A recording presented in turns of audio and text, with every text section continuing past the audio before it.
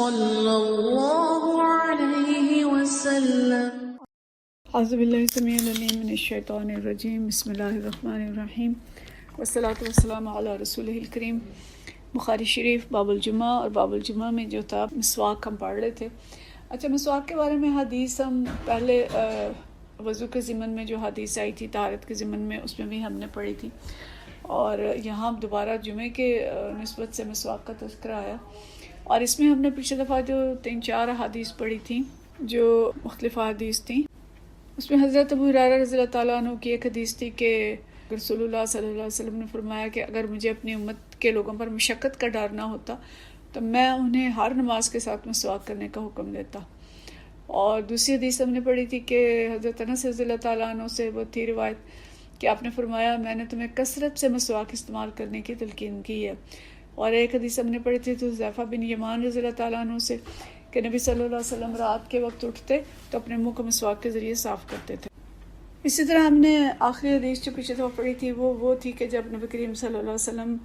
بیمار تھے اور حضرت عبد الرحمن بن ابی بکر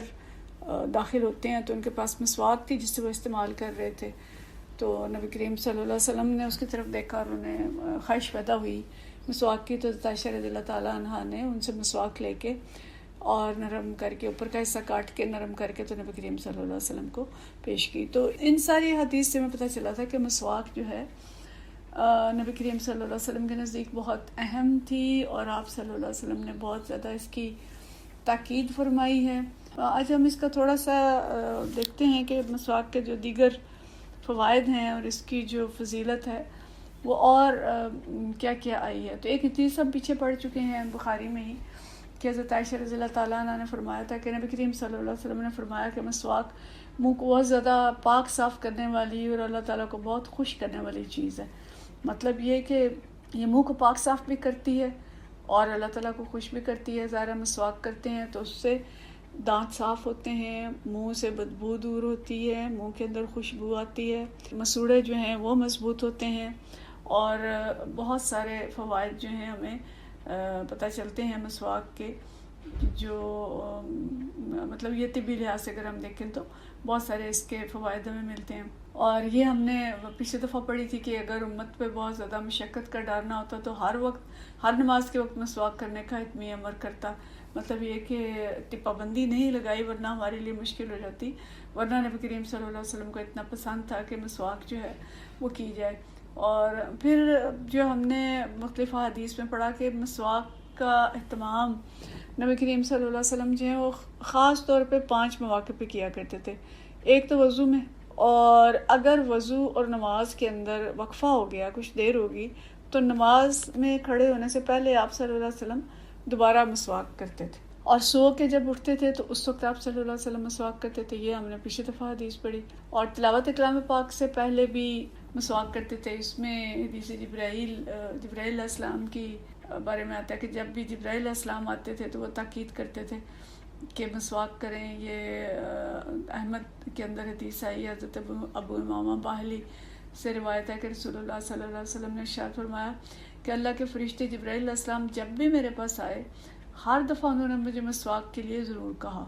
اور آپ نے فرمایا خطرہ ہے کہ اس بار بار کی تاکید کی وجہ سے میں منہ کے اگلے حصے کو مسواک کرتے کرتے گھسار نہ ڈالوں۔ تو اس میں علماء کا خیال یہ ہے کہ شاید جبرائیل علیہ السلام جب بھی آتے تھے تو ان سے گفتگو کرتے تھے، نبی کریم صلی اللہ علیہ وسلم اللہ کا کلام پڑھتے تھے، تو یہ شاید یہ والی بات تھی کہ جب اللہ کا کلام پڑھنا ہو، کلام پاک پڑھنا ہو، تو اس وقت جو مسواک کی جائے اور منہ کو صاف ستھرا رکھا جائے۔ اور اسی طرح جب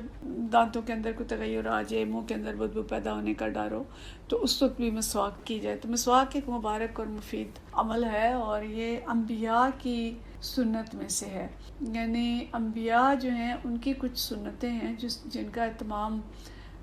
نبی کریم صلی اللہ علیہ وسلم نے کیا اور ان کی تاکید بھی کی۔ تو حضرت ابو ایوب انصاری رضی اللہ تعالیٰ عنہ سے یہ حدیث ہے، آپ صلی اللہ علیہ وسلم نے فرمایا کہ 4 چیزیں پیغمبروں کی سنت میں سے ہیں: ایک حیا،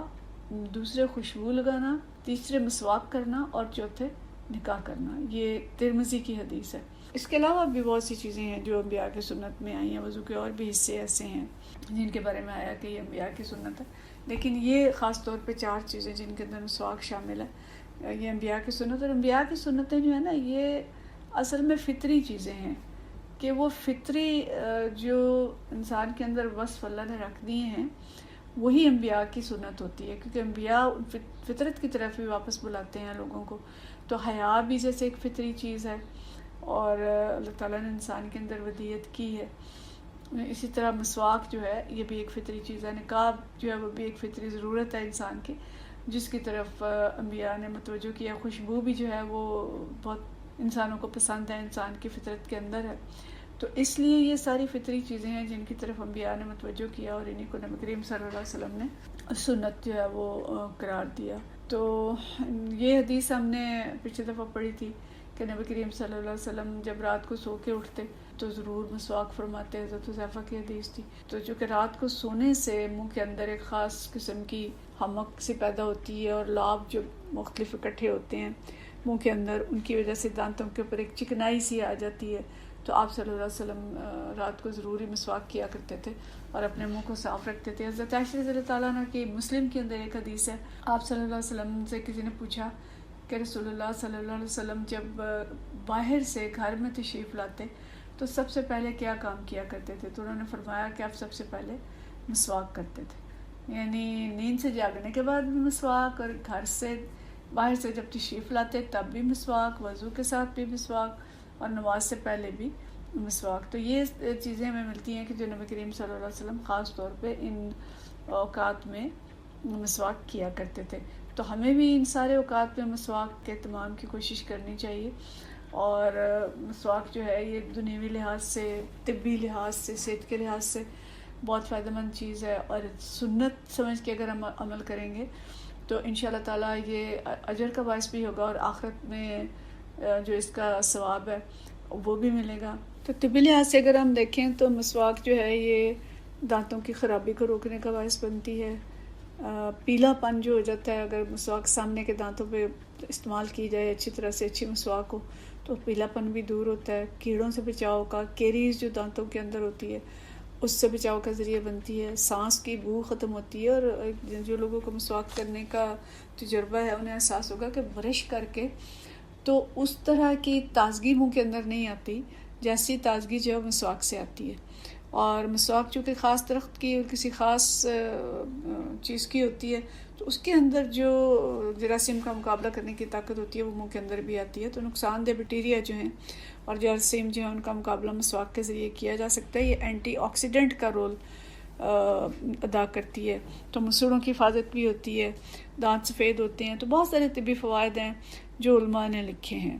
کہ اس سے جو ہے سانس کو بھی فائدہ ہوتا ہے اور پھیپھڑوں کو بھی فائدہ ہوتا ہے، بہت سی چیزیں ہیں، لیکن ظاہر ہے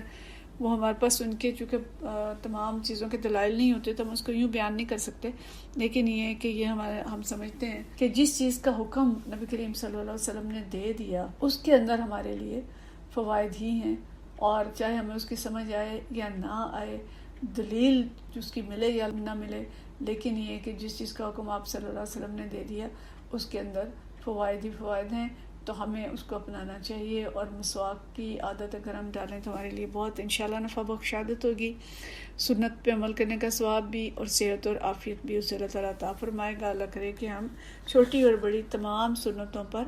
عمل کر سکیں اور اللہ تعالیٰ ہم سے راضی ہو جائے۔ وآخر دعوانا ان الحمد للہ رب العالمین۔